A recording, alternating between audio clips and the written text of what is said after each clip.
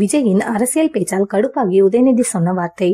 எல்லோருக்குமான தலைவர் அம்பேத்கர் என்ற புத்தகத்தை வெளியிடும் நிகழ்ச்சியில் விஜய் கலந்து கொண்டிருந்தார். இந்த நிகழ்ச்சி அரசியல் வட்டாரத்தில் மிகப்பெரிய எதிர்பார்ப்பை உருவாக்கியிருந்தது. இந்த நிகழ்ச்சியில் விஜயுடன் விடுதலை சிறுத்தைகள் கட்சி தலைவர் திருமாவளவன் கலந்து கொள்ள இருந்தார். ஆனால் அரசியல் கூட்டணி காரணமாக இதில் கலந்து கொள்ளவில்லை. அவர் கலந்து கொள்ளவில்லை என்பதற்கான காரணத்தையும் விஜய் மேடையிலேயே தெரிவித்திருந்தார். இந்த அளவிற்கு விஜய் வெளிப்படையாக பேசுவது அரசியல் வட்டாரத்தில் பெரும் பரபரப்பை ஏற்படுத்தியிருந்தது. நேரடியாக மத்திய அரசையும் மாநில அரசையும் தாக்கி பேசியிருந்தார். இதனால் தமிழகத்தில் ஆளும் கட்சியான திமுகவினர் விஜய்க்கு பதிலடி கொடுத்து வருகின்றனர். திமுக கட்சியை சார்ந்த பல அமைச்சர்களும் விஜயின் பேச்சுக்கு எதிர்ப்பு தெரிவித்து வருகின்றனர். இந்த நிலையில் சமீபத்தில் உதயநிதி இந்த பேச்சு பற்றிய தனது கருத்தையும் கூறியுள்ளார். விஜயின் அரசியல் பேச்சை எப்படி பார்க்கிறீர்கள் என கேட்க அதற்கு சினிமா செய்திகளை பார்ப்பதில்லை எனவும் கூறியுள்ளார். இதன் மூலம் விஜயை இன்னும் நடிகராகவே மட்டும் பார்ப்பதாக அவர் சூசகமாக தெரிவித்திருக்கிறார். விஜயின் அரசியல் வருகையால் தமிழகத்தில் பரபரப்பு தொடங்கியுள்ளது என்பது அனைவரும் அறிந்த ஒன்றுதான். கிட்டத்தட்ட ஒரு வருடத்திற்கு மேல் அடுத்த தேர்தல் வர இருக்கும் நிலையில் தற்போது கூட்டணிகளை பற்றிய பேச்சுவார்த்தை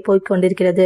இதற்கு முக்கிய காரணம் விஜய் மாநாட்டில் பேசிய பேச்சுதான். இது தற்பொழுது தமிழகத்தை ஆளும் திமுக கட்சியினருக்கு பெரும் கோபத்தை உருவாக்கியிருக்கிறது. இதனால் இந்த கட்சியினர் விஜய்க்கு பெரும் எச்சரிக்கையும் கொடுத்து வருகின்றனர். அடுத்த வருடத்தில் அரசியல் போட்டி பெரும் அளவிற்கு இருக்கும் என எதிர்பார்க்கலாம்.